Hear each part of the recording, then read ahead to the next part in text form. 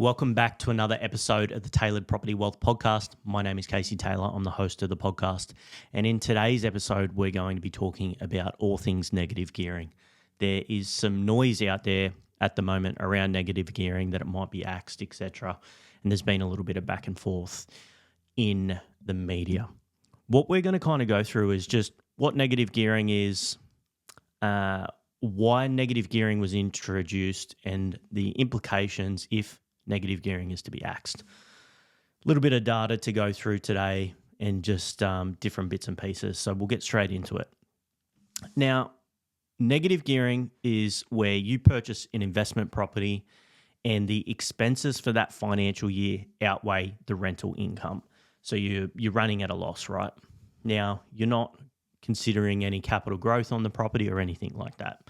So the property could have done 15, 20%, whatever it is, in terms of that capital growth, but we're looking specifically at the cash flow of that property. So running at a loss for that financial year, it is negative gearing, okay? Now, going into, I guess, a little bit of the data to understand, the number of investors who are negatively geared. So Treasury figures have shown that 1.1 million Australians had negatively geared properties in the 2021-22 financial year. Now, on the flip side of that, 2.2 million Australian taxpayers are property investors. So 1.1 mil negatively geared properties, 2.2 million property investors. It means that there's a large number of people out there that are running properties at a loss, and they're going to be affected if negative gearing is to be scratched, okay? And we'll kind of get to that in a little bit of time. Now, why was negative gearing introduced? And negative gearing was introduced back in the 1930s, and that was to assist with addressing the housing shortages. So we're talking about 90 years ago, and we've got the same issues with housing supply as we do today. Debatable that it's actually worse now than it was back then.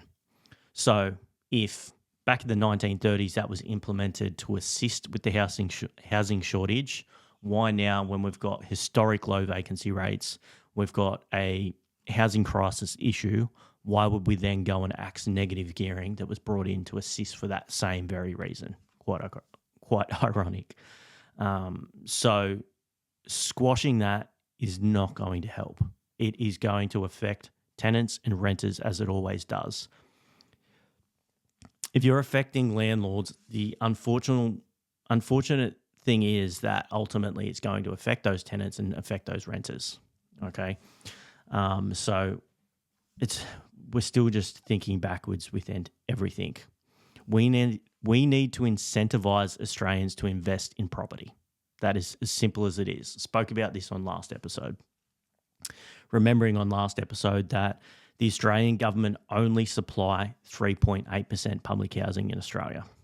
So if we're going to go out there and we're going to then make it harder again for investors, there's going to be less investors, less rental properties, and then tenants are going to struggle.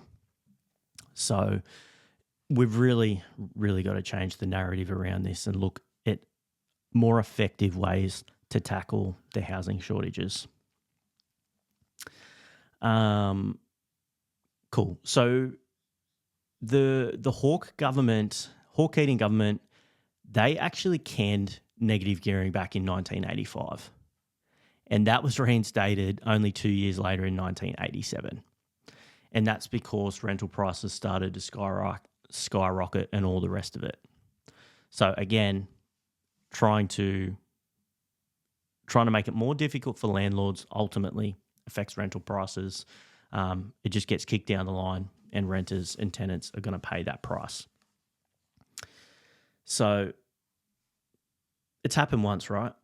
And it didn't stay for very long. So this is just a narrative that gets brought up time and time again with an election looming. It happened in 2019. Everyone was talking about it then.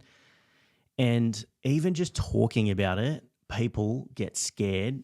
And if they potentially were going to purchase an investment property, they're now going to sit on their hands for 6 months and be like, nah, I'm going to wait, see what happens. Or let's say that it does get put into place and now some people are running at a negative cash flow wise and they don't get those benefits. There's going to be a percentage out there that don't have the mindset around holding that property despite it obviously taking a little bit more out of the pocket, and they're going to sell that property. Chances are probably 80% will go to first home buyers, and then there's going to be less rental properties in the marketplace again. So that's what we really need to get our head around. One, it's going to discourage people to purchase an investment property and add more supply. But on the flip side, those people who have already become landlords, purchase property, some of those will sell that property. So it's just this snowballing effect of less stock for investment properties and for our tenants. So it just does not make zero sense. Okay. So negative gearing is just not going to help in any way, shape, and form. Now, we've also got to remember that negative gearing is not a strategy that you go out there and target, right? There's a lot of people that think that is their strategy for purchasing a property. Negative gearing is a benefit. It is not a strategy. It's just something on top. If you're going out there and you're purchasing a property in the correct way, you're purchasing with strong yields on the way in, and especially where we're at right now with rates, and in the short term, rates will start to reduce. Our cash flow is going to improve. So in 2 to 3 years' time, that negatively geared property may not be negatively geared. It's now neutrally geared or potentially a little bit positively geared. So it is only a short period of time that a property is negatively geared. Even if that property is quite negatively geared, over time, as rental income grows, you're potentially paying down some of that debt as well. That property isn't going to be negatively geared. It's going to be, like I said, neutrally geared or positively geared. So that's just something we need to consider as well. Negative gearing is not a strategy. It's not something you go out there and chase, despite a lot of people getting caught up with new builds and all the rest of it. It's got great depreciation. It's got great tax benefits. That is not a strategy. It is a benefit. You want to go out there, and if you're making money, that means you're paying tax. So the reality is you want to pay tax at the end of the day. Okay, that is it. You're not investing in property to lose money.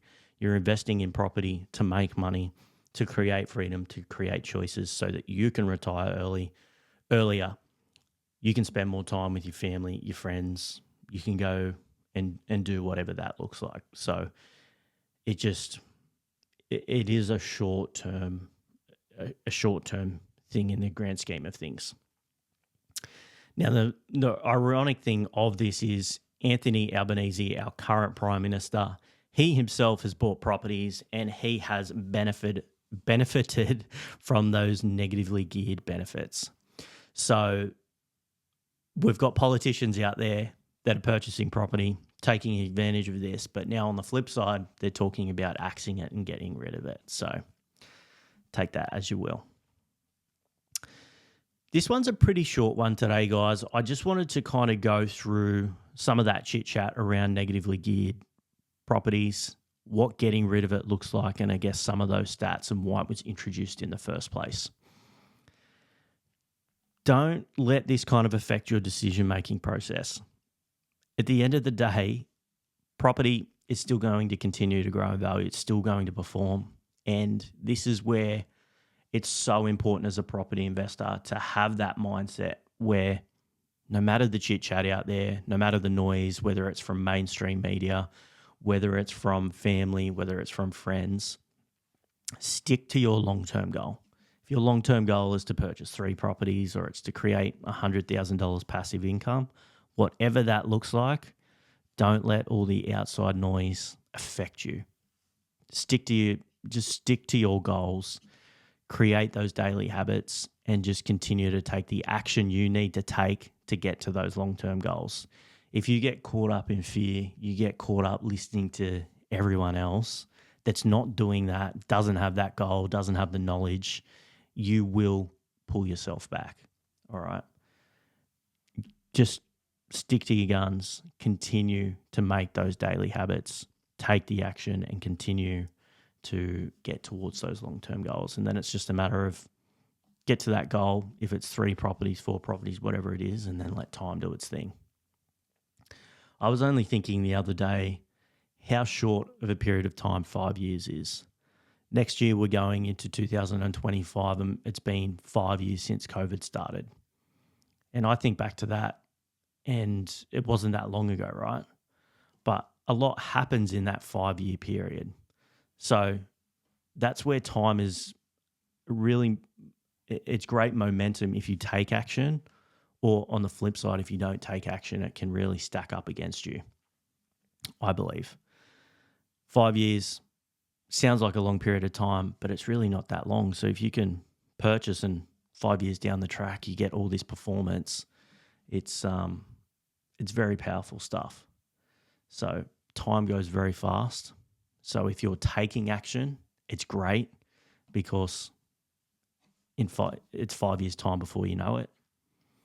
Or 2, you're not taking action, and before you know it, 5 years has taken place and you've done nothing. So it's just something really powerful to understand with time as well. Anyway, that's my rant for today. I hope you guys enjoyed that little bit of negative gearing. It won't come into place, I don't believe. It's just this narrative that continues to come back around. It's popular. It's popular at time of election because we like to demonise landlords in this country, which is just so small-minded, but is what it is. I think I'm losing my voice. Let's leave it at that. Have a good day. Bye.